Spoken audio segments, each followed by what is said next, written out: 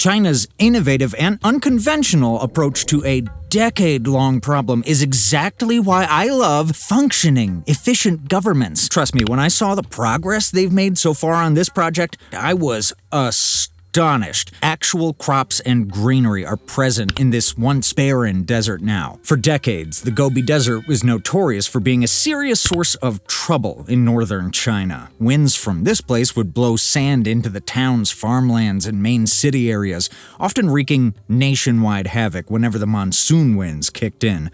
Large, frequent dust storms stemming from this one innocent-looking desert used to destroy entire village strips and ruin millions of civilian lives every single year. Looking at this, the Chinese government came up with a massive plan that would essentially allow it to get rid of this problem once and for all. They called this revolutionary plan the Great Green Wall, and unironically, this name has its own significance.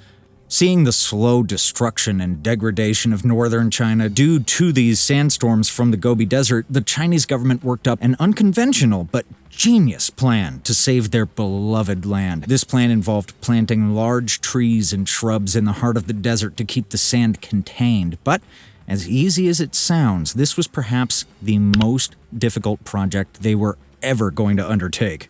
To kick things off on the right track, drones and satellite images were used to acquire a basic understanding of the desert and its terrain. After a brief period of analysis and developing a basic game plan, work was started. The first step was adding some basic structure and body to the desert, because back in the mid-1950s, it had none. Even the slightest winds blew sand everywhere and anywhere because there was nothing to stop it and keep it grounded. Straw and hay were strategically scattered across the desert in this unique checkered formation. This was, of course, done by hand, so it took much longer compared to if machines were used to lay the straw and hay stacks. Nonetheless, the base structure was there now, and finally something was keeping the sand from just flying into the air and escalating into a sandstorm. Now, you see, trees, shrubs, or any sort of greenery have one primary requirement: water. And guess what deserts don't have? So how exactly did they plan on growing those trees and shrubs? Well, the first step was actually capturing any minimal rainfall in that 4.02 million square kilometers of desert land and making it usable for the plants. Due to the excessive heat and unfavorable conditions everywhere across the desert terrain, rainfall is extremely low here, and the air barely has any meaningful moisture or humidity. The scorching sun makes the water evaporate quick, meaning conserving any amount of rainfall was a far-fetched goal. Efforts were made to amend the desert land and implement various techniques that would help with water loss. Controlling rainwater runoff was an important part of the process because you don't want the rain to just wash away and be good for nothing. Vegetation covers were added in large numbers to the desert, as well as windbreaks. Combined, these two powerful measures helped cool down the soil and drastically reduce dry winds. Next, the Chinese government made efforts to divert as many water sources like canals, dams, and large reservoirs to the project. This made the biggest difference. Local water management infrastructure was developed, and various tests and studies were conducted on how important water networks around the country could be channeled to the Gobi Desert for vegetation needs. Unsurprisingly, they had to plant drought-tolerant trees and shrub varieties that didn't require lots of water or attention. This move was decided upon when the project faced a few water shortages in the early stages, and it sure as hell was a smart one. I mean, can you imagine planting your regular button bushes in a desert and what a nightmare it would be to water them? So like I mentioned earlier, the plan to solve a massive desert sand problem cannot just be grow vegetation and catch all the sand. The entire desert needs to be engineered and conditioned in a way that makes a seemingly impossible goal, like vegetation, possible.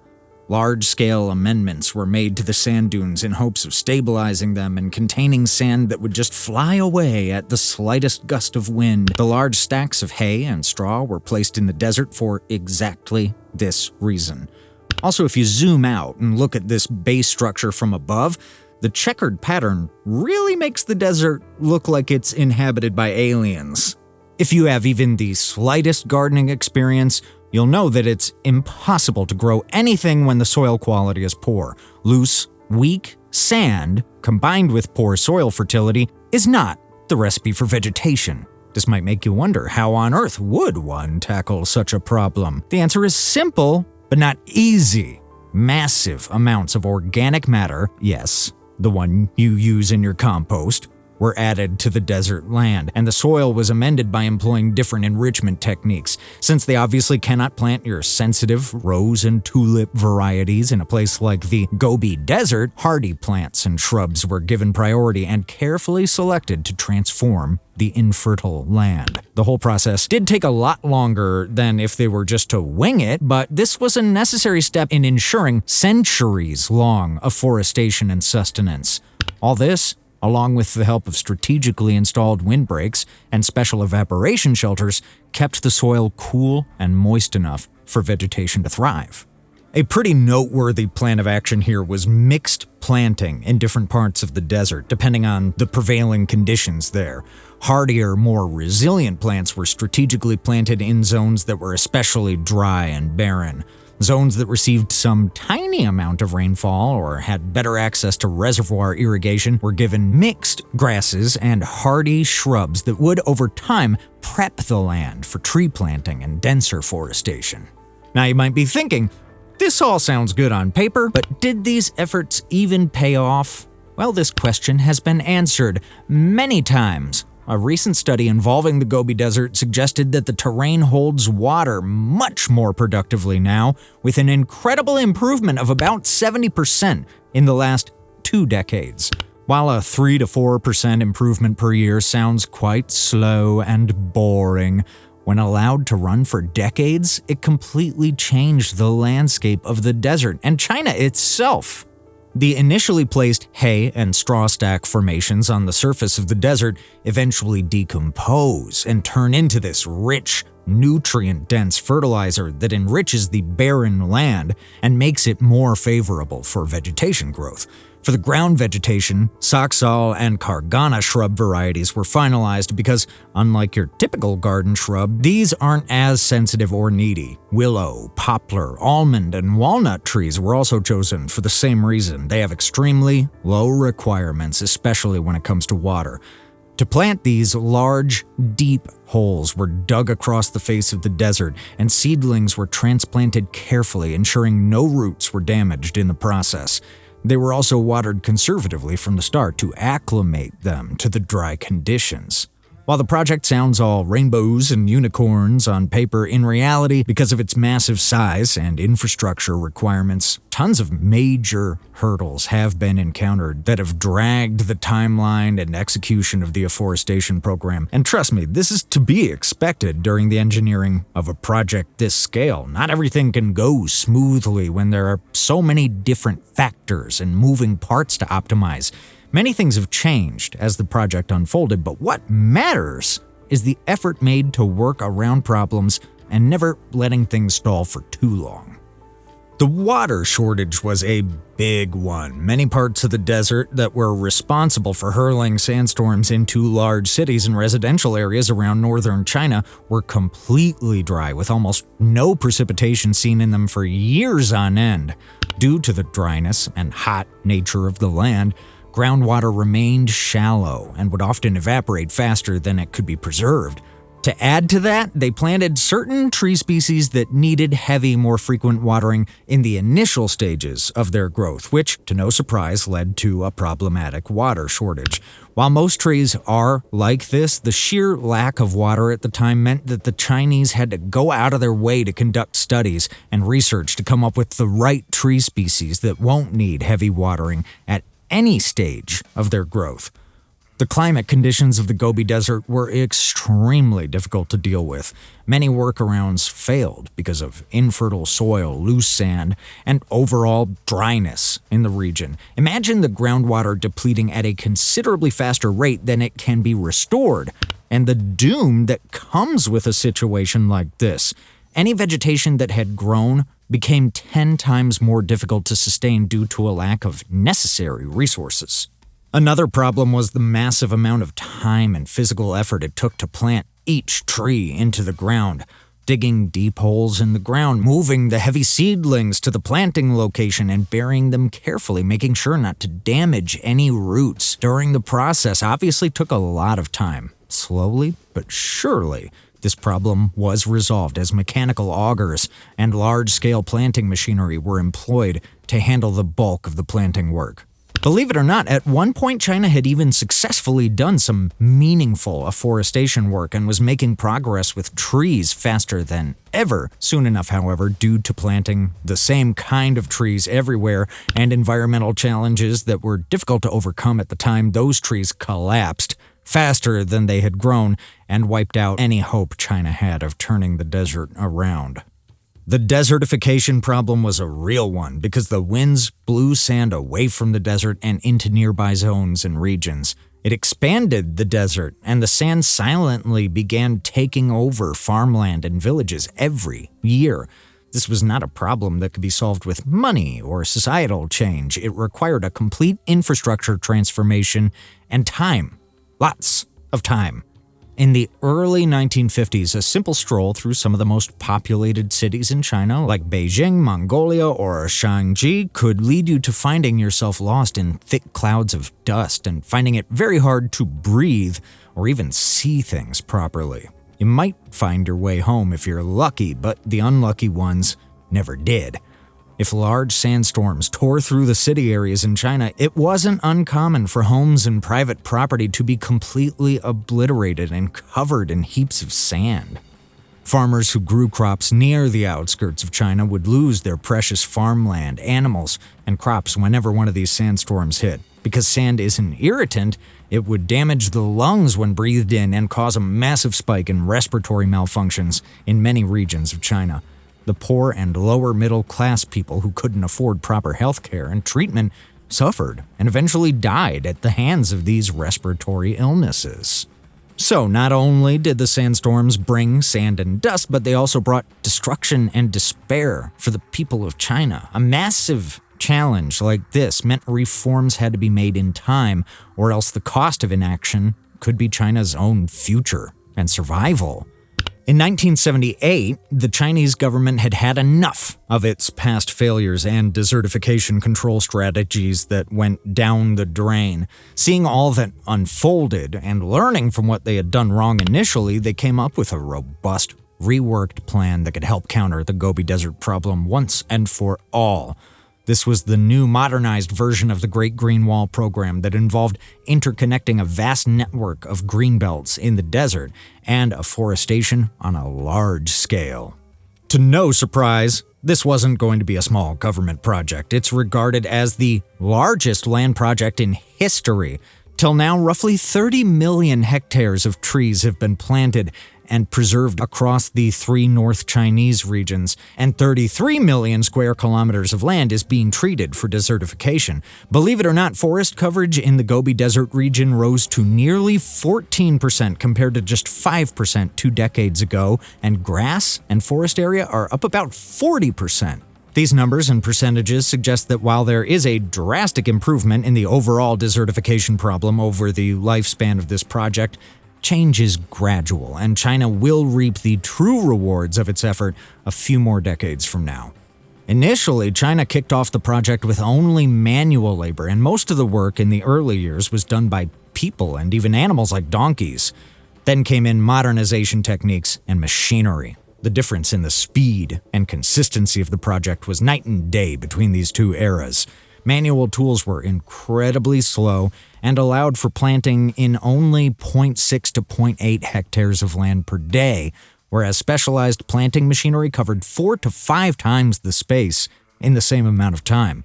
As technology improved, so did the pace of execution, and the results started speaking for themselves. The Gobi Desert receives more than 3,000 hours of sunlight each year, and China didn't want all this precious natural heat to go to waste. Despite all the efforts being made against desertification, some major zones in the desert still remain flat-out barren. China has installed massive solar farms in those barren zones to not only produce recurring efficient electricity for nearby cities, but also to support various operations in the desert that require lots of energy.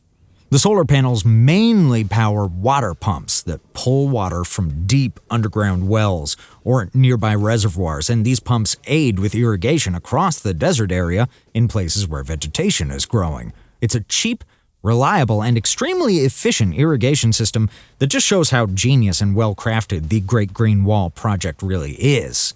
What's even more genius is that the solar panels are elevated above the ground using holding pillars, and the space underneath is used to grow even more vegetation. Because of the added shade and temperature regulation from the elevated solar panels, plants and shrubs beneath get to breathe and grow freely. Also, have you ever wondered what would happen if you used multiple mirrors to reflect sunlight in one concentrated spot? Well, the solar panel tower in the Gobi Desert does just that. Thousands of large mirrors called heliostats are placed in a barren zone in the desert, and they all reflect sunlight to one singular spot on top of the tower that contains a special mix of different molten salts. When heated to temperatures above 450 degrees Celsius, this molten salt can heat water, produce steam, and run electricity-generating turbines all day and night. What's fascinating is that these molten salt plants have heat storage ability, meaning they can even run and reliably produce electricity during rainy or cloudy spells. China has reportedly spent upwards of several $billion on the project till now, and this figure will only continue to grow as more afforestation efforts are made. The point of telling you this is not that China has a lot of money. It's that money spent the right way to fund solutions to large-scale challenges like desertification and environmental degradation only pays off in the long run. That said, such projects only succeed when they aim to improve the life and environment of the average human being. This simple but important vision is what differentiates the work done to impress the higher-ups from the effort made to change lives. Vegetation coverage rising from a measly 5% to 14% as of recent studies is proof enough that this project is making a difference in China, and the whole world is starting to see it now. The project wasn't just about planting trees and getting the work done, it's a conscious effort being made by the Chinese government to mitigate a threat that has caused them far too much loss. While the world outside cheers for China's work and effort, China is saying, we must keep going because it's still far from its ultimate vision of taming the Gobi Desert. China's Great Green Wall program isn't just a one-and-done thing. Even in the initial stages of planning, it was supposed to be a century-long effort, and it's definitely playing out that way. According to estimates and official statements from the Chinese government, the program will take another 2.5 decades and is scheduled to finish in 2050. A project of this scale and caliber will obviously take longer to finish than the development of a new street in a town. One of the reasons behind this is that despite all our best efforts, some variables of nature and environment just aren't in our control.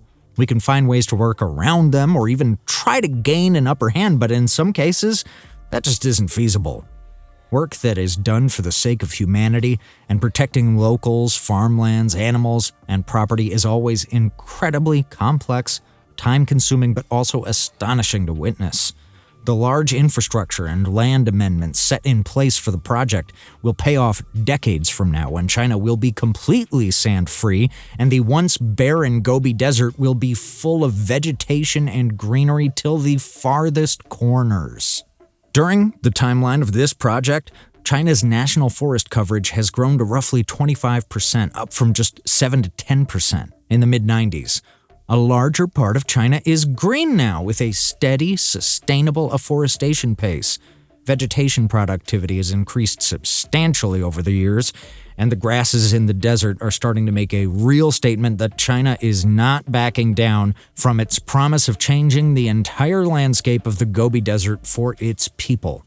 The locals face a reduced risk of sandstorms, and studies reveal that sand and dust storm rates in China have fallen drastically over the course of this project.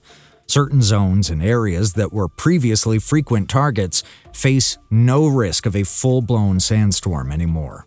Human lives, animals, crops, property, and city infrastructure are much safer than they have ever been. Imagine the comfort and relief Chinese locals feel to be able to go about their day without worrying about unwelcome sandstorms blowing off their roofs. What better can a government do for its people? Ironically, the project has had a positive impact on the macroeconomic state of China as well. Fewer sandstorms and environmental disruptions have led to improved farming activity and a prospering tourism industry. Farmers who were afraid of their crops getting wrecked by unsolicited sandstorms don't have to live in constant fear and anxiety anymore. Opportunities are abundant, and a wave of prosperity runs through China after it addressed the Gobi Desert problem head-on.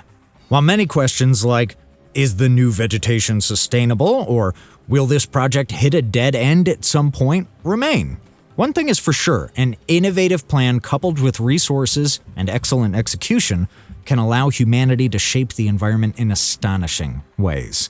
If you believe you have some special, lesser-known insights into China's billion-dollar project, feel free to share them with us down below. And while you're down there, it never hurts to hit the subscribe button and turn on the notification bell so that you're notified every time a new video comes out. See you in the next one.